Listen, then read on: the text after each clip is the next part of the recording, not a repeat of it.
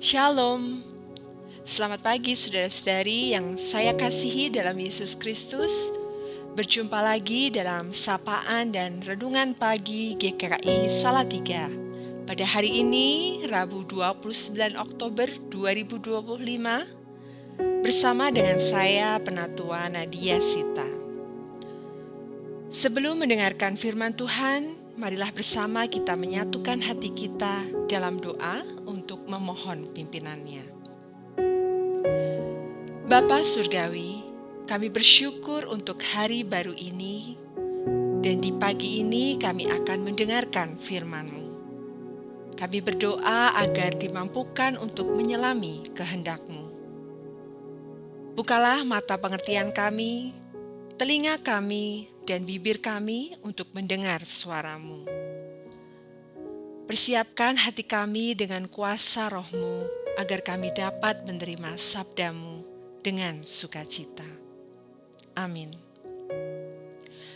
Saudara-saudari yang terkasih, firman Tuhan kita hari ini diambil dari kitab 1 Timotius pasal 4 ayatnya yang ke-12.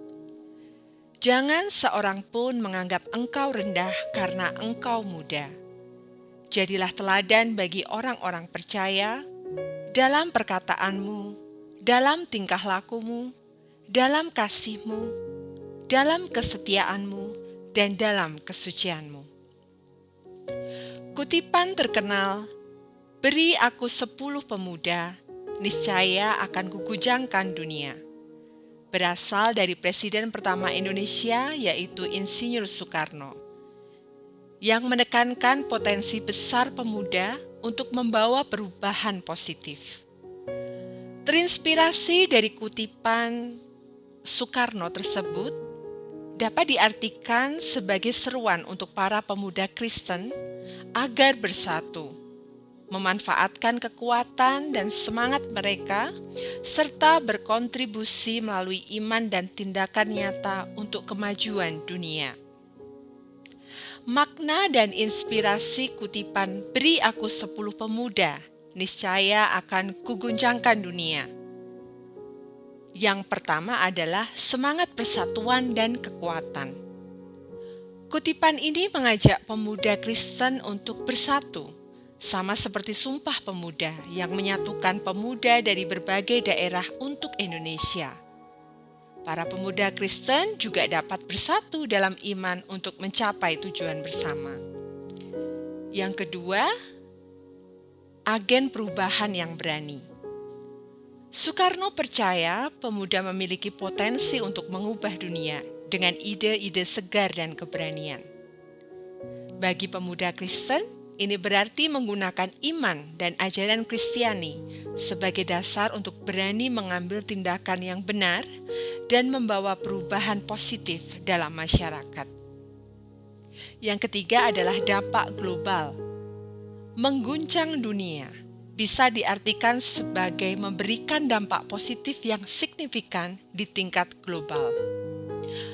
Pemuda Kristen memiliki kesempatan untuk menunjukkan nilai-nilai kasih, keadilan, dan pengorbanan, serta membawa pengaruh melalui pekerjaan, pelayanan, dan pengaruh positif di komunitasnya masing-masing.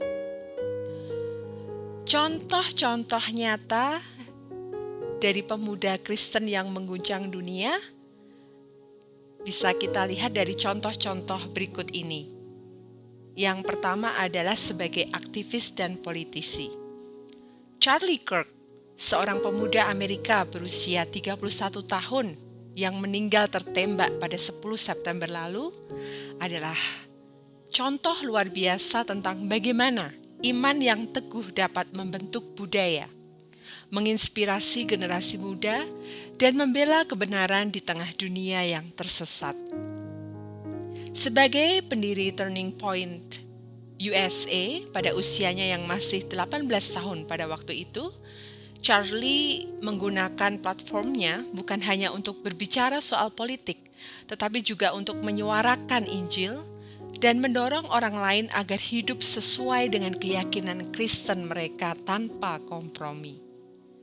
Sikapnya yang tanpa ragu terhadap nilai-nilai Alkitab telah memicu diskusi di kampus-kampus dan komunitas, mengingatkan umat percaya bahwa iman bukan untuk disembunyikan, melainkan untuk dijalani dengan serius.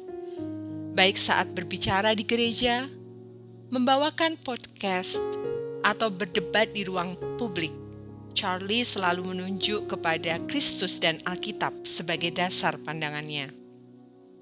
Di masa ketika banyak orang takut menyuarakan kebenaran, Charlie Kirk menantang umat Kristen untuk menjadi berani, berpengetahuan, dan berakar pada firman Tuhan. Pengaruhnya telah membantu ribuan orang menemukan kembali kekuatan iman yang aktif.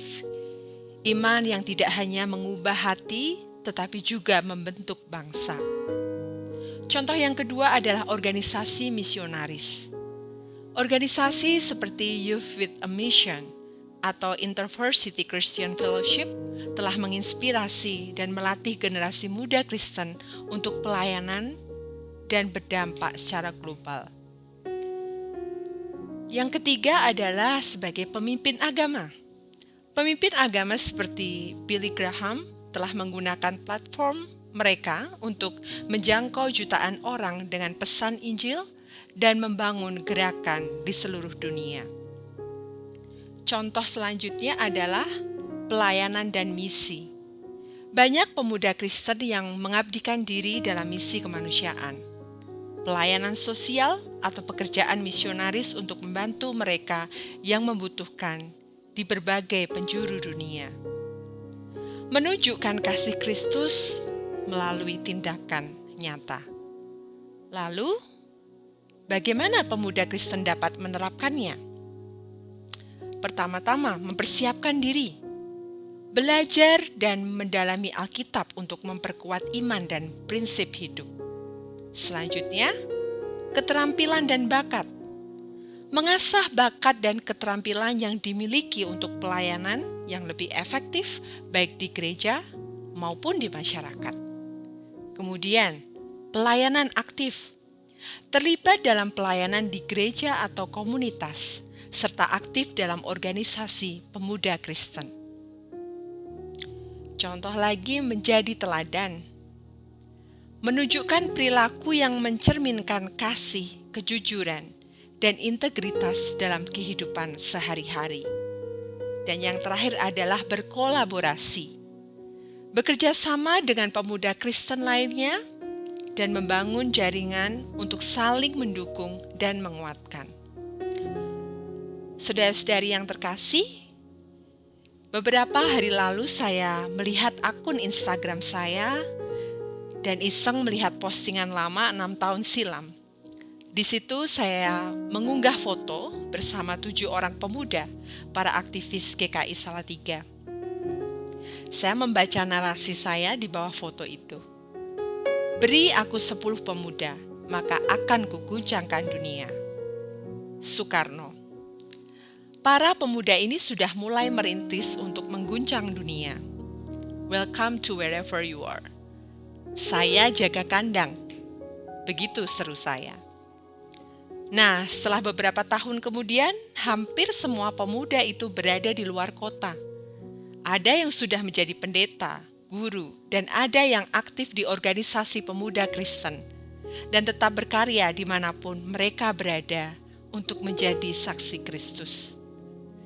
Dan terbukti, saya masih jaga kandang, dalam tanda kutip, masih di GKI Salatiga.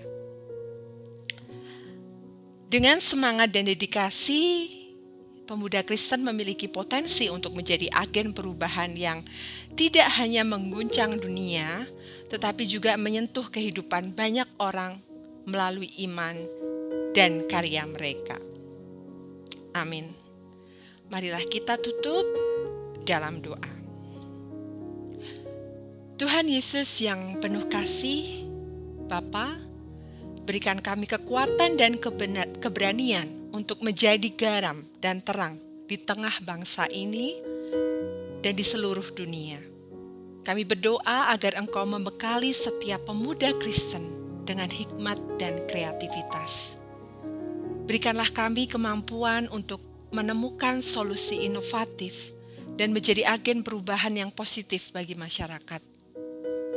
Semoga kami dapat berkontribusi secara berarti di berbagai bidang, mulai dari pendidikan, pekerjaan, hingga pelayanan, agar nama-Mu dimuliakan melalui hidup kami.